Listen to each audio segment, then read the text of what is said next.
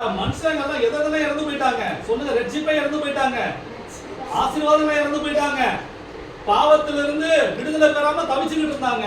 அப்ப அந்த இடத்துல இழந்து போன ரட்சிப்பை, இழந்து போன பாவத்திலிருந்து விடுதலைய ஜனங்களுக்கு கொடுக்கத்தான் இந்த பூமிக்கு யார் வந்தது சொல்லுங்க? இயேசு.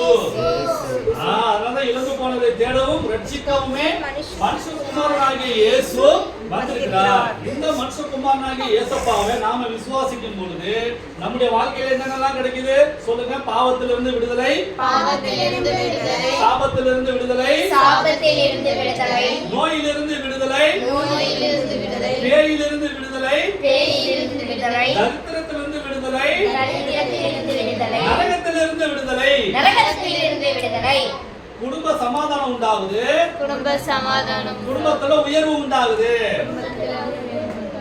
சகவி மாதிரி நம்ம ஆசீர்வதிக்கப்படுவோம். ஜோர கேட்குங்க.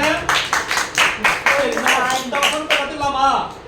இழந்து போனதை தேடவும், இழந்து போனதை தேடவும், ரட்சிக்கவுமே மனுஷகுமாரனாகிய இயேசு மனுஷகுமாரனாகிய இயேசு வந்திருக்கிறார். லூக்கா 19:10. இப்ப சொல்லுங்க பாக்கலாம். இழந்து போனதை தேடவும், ரட்சிக்கவுமே மனுஷகுமாரனாகிய இயேசு வந்திருக்கிறார். லூக்கா 19:10. ஆமாடா. ஏக்கா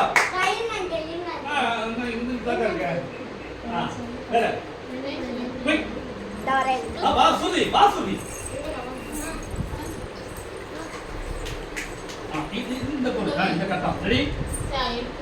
இழந்து போனதை தேடவும் ரட்சிக்கவுமே மனுஷகுமாரனாகிய இயேசு வந்திருக்கிறார். லூக்கா 19:10.